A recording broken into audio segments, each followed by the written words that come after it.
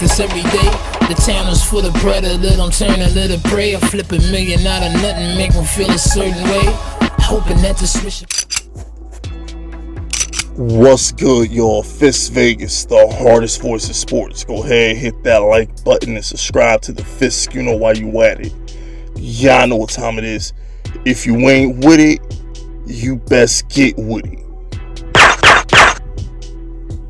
Now let's ride. Listen, hit that sub button. Hit that sub button, join this FISK unit army. Get FISK unit tough. You understand me? Also, hit the bell button so you be notified when I upload and you know it's time to ride on the ops. You know what I'm saying? With that being said, I'm done watching this preseason game. I'm not watching Clayton Thornton or whatever the hell his name is. I'm not doing that. Okay, I have a life. Okay, the one thing you can't do in this world is get time back. Time is the most expensive currency we have on this planet. Time, people, time. And I can't get back the 2 passes I just watched him throw. I can't get back that time. And Mike Glennon is an abomination. I'm sorry. I'm not watching this shit no more. Big FISK done seen enough of Giants preseason week 1. Next week, when the starters get in the game, we'll have something to talk about. But for right now, I saw some things, and I have a couple of conclusions that I want to come to. And those conclusions consist of this. Conclusion number 1. Sills, David Sills, he's a baller. We already knew that, but yeah, he's it. Alright, David Sills has to make the team. Alright, I think we should carry 6 receivers anyway, because Galladay already got a hamstring injury, and we know for a fact that Shepard isn't the model of consistency when it comes to being healthy. Okay, and you know, neither is Darius Slayton, and John Ross. Something always wrong with John Ross. So as far as I'm concerned, Sills needs to make the team. He's a baller. He just is. I got a good feeling about him. He would have made the team last year, but he got hurt. No, Sills has to make the team. That's observation number 1. Observation number 2 is Mike Glennon is trash. And this Clayton Thornton, whatever the hell, he sound like a baseball pitcher. Whatever his name is, he ain't it either. Okay, so Daniel Jones, for the love of God, do not get hurt this year. You missed 2 games your first season. You missed 2 games last year. We ain't got time, bro. Daniel Jones, stay healthy. We ain't got time. All right, not with this shit. Not with this filth back in the sun. We ain't got time.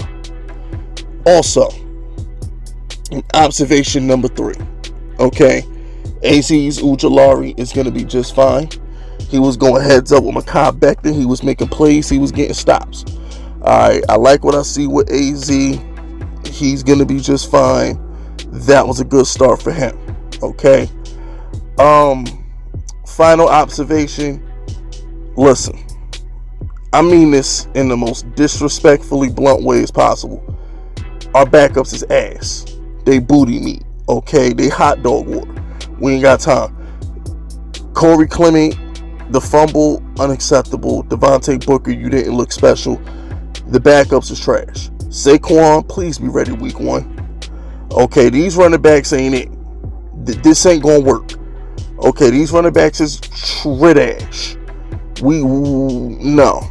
At this point, if we go into week 1 with these running backs, Daniel Jones dropping back 40 times versus Denver.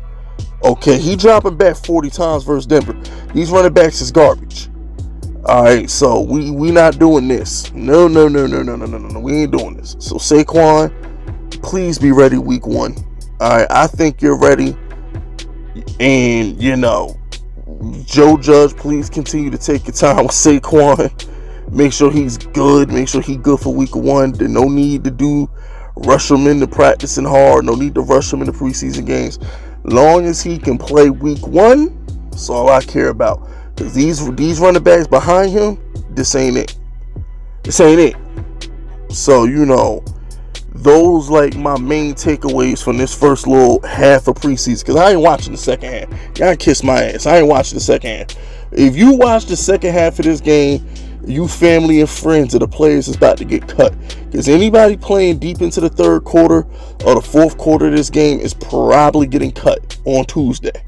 Okay, because remember, they got to cut 5 players, at least 5 players by Tuesday. After each preseason game, they got to cut like 5 to 7 or 5 to 10 players or something crazy like that.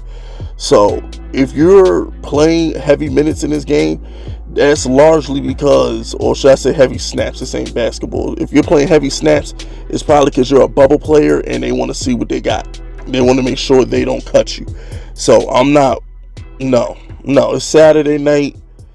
I got better things to do. Oh, sorry, I can't. I was so hyped for this preseason game. I actually thought I was going to see Kadarius Toney, which was the main reason why I was so hyped for this preseason game, because I thought I was going to see some Kadarius Toney, but we didn't get a chance to see Kadarius Toney. Next week, when Daniel Jones plays, we got to see Kadarius Toney, because I know Kenny Golladay, I doubt Kenny Golladay is going to play in any preseason games, so we got to get a flash of the kid. So hopefully next week we get Kadarius Toney. As far as Kenny Golladay goes, I doubt we see him in the preseason, because I don't even think he's going to be ready to practice again for another 2 weeks. And we only get 3 preseason games. So by the time Kenny Galladay's ready to practice in full, preseason will be over. So we're not going to get a taste of Kenny Golladay and Daniel Jones until week 1 versus Denver. And that's fine. It's not the end of the world. We need Golladay healthy. We need Saquon healthy. I don't think we see Saquon in the preseason. I don't think we see Golladay in the preseason. Joe Judge is from the Belichick tree, so he's probably going to play.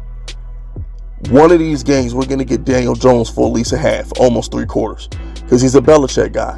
And Belichick always played Brady a lot in the preseason. So I'm just going to assume that either preseason game 2 or preseason game 3, we're going to get a good half, maybe even 3/4 of Daniel Jones in the starters. You know what I'm saying? Offensive line tonight, I can't judge the offensive line because of who's playing behind it. I'll make offensive line observations when Daniel Jones is playing behind it. Matt Glennon is an abomination. I ain't got time. But anyway, that's it. That's all. Subscribe to the unit if you're rocking with me. My name is FISK Vegas, and I approve this message.